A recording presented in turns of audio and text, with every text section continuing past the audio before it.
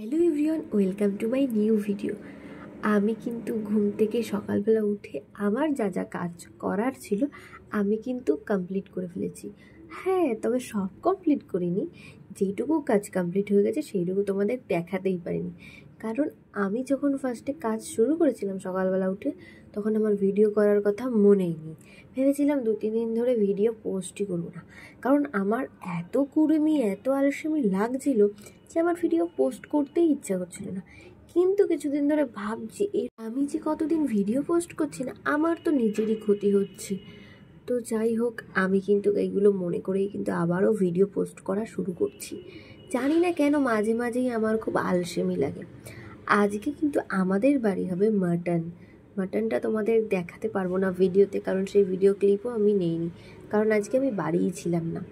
আমার যা যা কাজ করার ছিল সেগুলো আমি কমপ্লিট করে আমি বেরিয়েছিলাম শোভাবাজার, মানে আমার বান্ধবীর মুটুক আনতে। আমার বেস্ট ফ্রেন্ডের বিয়ে বলে কথা। সে আমাকে বলেছে তোদের ওই দিক মানে ওই সাইডটায় মুটুক খুব ভালো পাওয়া যায়, আর কম প্রাইসের পাওয়া যায়, আর খুব সুন্দর ডিজাইনের পাওয়া যায়। তো ও বলেছিল বলেই কিন্তু আমি গিয়েছিলাম আমার ঘরের সব কাজ কমপ্লিট করে। বেস্ট ফ্রেন্ড বলেছে বলে কথা, সেই কথাটা না রাখলে হয়? তো আমি কিন্তু এখানে লাল শাক বেছে রাখছি। আজকে কিন্তু লাল শাক হবে না, তবুও আমি গোড়াটা ছাড়িয়ে রাখছি। আজকে তো আমরা ভেবেছিলাম আমরা ভাত ডাল মাছ রোজ যেরকম খাই সেরকমভাবেই খাবো, কথা তো ছিল এরকম। কিন্তু আমার শ্বশুরমশাই বাজার থেকে মাটন এনেছিল, তো সেইটা আমরা জানতামই না কেউ। যখন মা ভেবেছিল মাছের প্যাকেট ভেবে মাছ ধুতে গেছিলো, তখন দেখে মাটনের প্যাকেট। তখন খাবারের ডিশ হয়ে গেল চেঞ্জ। আজকে নাকি হবে ফ্রাইড রাইস আর মাটন। প্রথমত আমি মাটন আগে অপছন্দ করতাম। আমার যখন বিয়ে ঠিকঠাক হয় তখন আমার হাজব্যান্ড আমার মায়ের কাছে মাটন খেতে চেয়েছিল, যে একদিন মাটন রান্না করুন।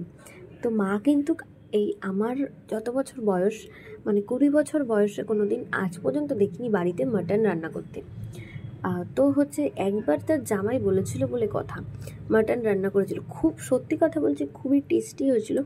আর সেই মানে খাওয়ার থেকে আমার মাটন খাওয়ার যে ব্যাপারটা মানে আরও মানে বেশি বেড়ে গেছিলো, কারণ আমার মা মাটন হোক চিকেন হোক খুব ঝাল করে রান্না করে। আর ঝাল জিনিস খেতে আমি খুবই পছন্দ করি, সেটা যে কোনো জিনিসই হোক।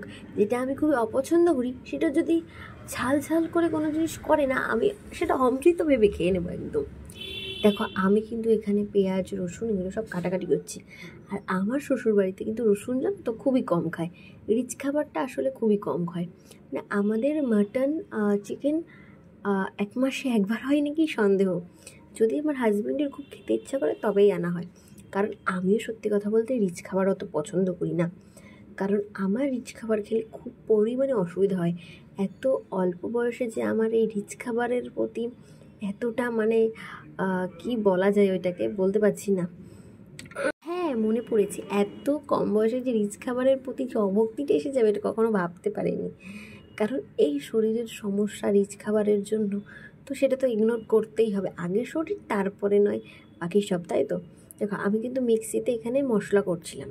তো মশলাটা তো আমি করি, কারণ আমার হাজব্যান্ডের সময় হয় না, হাজব্যান্ড করতে পারে না। আর মা তো করতে পারে না বলতে কি বলবো, মায়ের প্রবলেম হয়, তাই জন্য মানে আওয়াজটায় আমার খুব প্রবলেম হয়। তো দেখো এখানে কিন্তু এটা ফ্রাইড রাইস।